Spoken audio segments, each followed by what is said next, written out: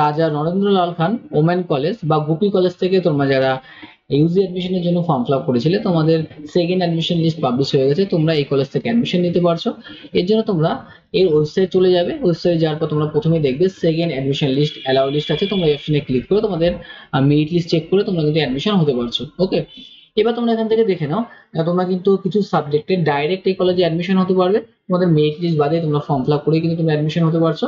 যেটা তোমাদের হচ্ছে 4 ইয়ার BA honours with major arts, Hindi Hindi সাবজেক্টে আর মিউজিক সাবজেক্টে তোমরা কিন্তু ডাইরেক্ট অ্যাডমিশন নিতে পারছো। এছাড়া তোমরা BSc অনার্স নিতে পারো, এটা হচ্ছে ইকোনমিক্স সাবজেক্টেও তোমরা কিন্তু ডাইরেক্ট অ্যাডমিশন নিতে পারছো। ওকে, তোমরা এখান থেকে সেকেন্ড অ্যাডমিশন অ্যালাউ লিস্ট এই অপশনে তোমরা ক্লিক করবে।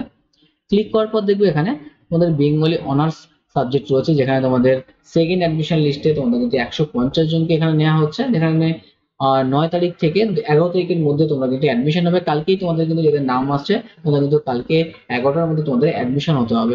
ওকে, তো বেঙ্গলিতে দেখো এখানে 155টা সিট রয়েছে, তোমরা এই অপশনে ক্লিক করবে। ক্লিক করে দেখো এখানে তোমাদের মেরিট স্কোর যাদের 150 পর্যন্ত রয়েছে তারা কিন্তু প্রত্যেকেই চান্স পাচ্ছ তোমাদের এই কলেজ থেকে।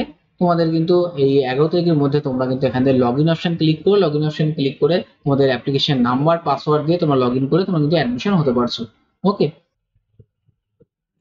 এবার তোমরা দেখে নাও, তোমাদের যাদের ফার্স্ট লিস্টে বা সেকেন্ড লিস্টে তোমাদের নাম আসেনি, তোমাদের কিন্তু থার্ড লিস্টে অনেকেরই নাম আসতে পারে। কারণ দেখো জেনারেলি 155 জনের নাম এসছে, সেক্ষেত্রে কিন্তু 155 জনই কিন্তু অ্যাডমিশন নেবে না।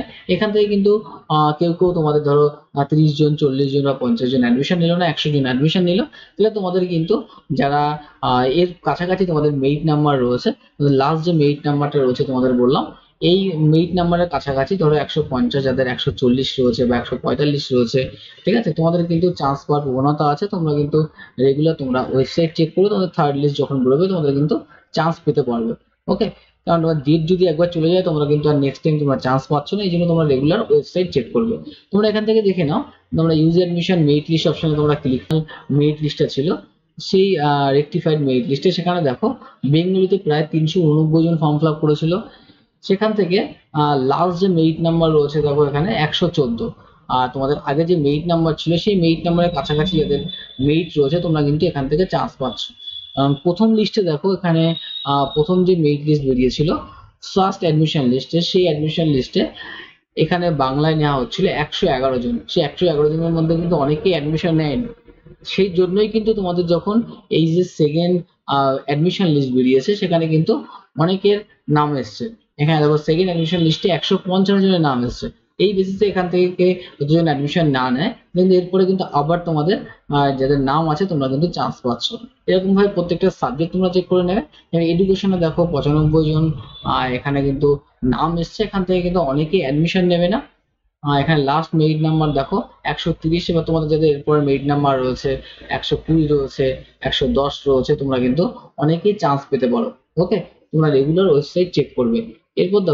এরপর দেখো ইংলিশ রয়েছে, ইংলিশে কিন্তু 73 জনের নাম আছে এখানে, লাস্ট মেরিট নাম্বার দেখো 210। এবার ইংলিশে কিন্তু অনেকেই ফর্ম ফিল আপ করেছিল, এখানে ফাইনাল মেরিট লিস্ট থেকে তোমরা চেক করে নিতে পারবে। ইংলিশে টোটাল যেমন ফর্ম ফিল আপ করেছিল 969 জন ফর্ম ফিল আপ করেছিল। এবার ফার্স্ট লিস্টে অনেকেই অ্যাডমিশন নিয়ে নিয়েছে, যার কারণে কিন্তু তোমাদের এই যে সেকেন্ড লিস্টে কিছু ছেলেমেয়ের নাম কম এসছে। এখানে লাস্ট যে মেরিট নাম্বার আছে ইংলিশে দেখো অনেক কিন্তু ছেলে মেয়ে ফর্ম ফিল আপ করেছে, এখানে 110 হচ্ছে লাস্ট মেরিট নাম্বার রয়েছে। এবার দেখো ফার্স্ট লিস্টে কিন্তু তোমাদের ইংলিশে যে অ্যাডমিশন লিস্টে নেওয়া হয়েছিল 153, এর মধ্যে কিন্তু অনেকেই অ্যাডমিশন নিয়ে নিয়েছে, ঠিক আছে। এর জন্য তোমাদের যে সেকেন্ড লিস্টে বেরিয়েছে, সেকেন্ড লিস্টে তোমাদের জেনারেলের ক্ষেত্রে এখানে হচ্ছে নেওয়া হচ্ছে কিন্তু শুধুমাত্র 73 জন। এছাড়া SC ST OBC কিন্তু SC সিট ফাঁকা নেই, এখন SC সবাই ভর্তি হয়ে গেছে জন্য এখানে কিন্তু একটা সিটও ফাঁকা নেই। ST দের ক্ষেত্রেও কিন্তু ফাঁকা নেই, দেখো OBC এর জন্য ফাঁকা নেই। OBC মানে জেনারেল কাস্টেই কিন্তু ফাঁকা রয়েছে, অন্যান্য কাস্টগুলো কিন্তু আমাদের সবগুলো পূর্ণ হয়ে গেছে। দেখো ম্যাক্সিমাম সাবজেক্টে, কিছু কিছু সাবজেক্টে আমাদের বাকি রয়েছে, যেমন এখানে দেখো বোটানির ক্ষেত্রে ST তে 14টা সিট ফাঁকা রয়েছে, ঠিক আছে। কেমিস্ট্রির ক্ষেত্রে SC তে 15টা ফাঁকা রয়েছে, কেমিস্ট্রিতে কিন্তু 133টা এখানে জন্য নাম এসেছে। এখানে যে কটা সিট ফাঁকা রয়েছে তোমরা কিন্তু এখান থেকে অ্যাডমিশন হয়ে যেতে পারবে। কম্পিউটার সায়েন্সে দেখো এখানে 30 জনের নাম আছে, এখান থেকে কিন্তু অনেকে যদি অ্যাডমিশন না নেয় তোমরা কিন্তু নেক্সট তোমাদের যাদের নাম আছে তোমরা কিন্তু চান্স পেতে পারবে।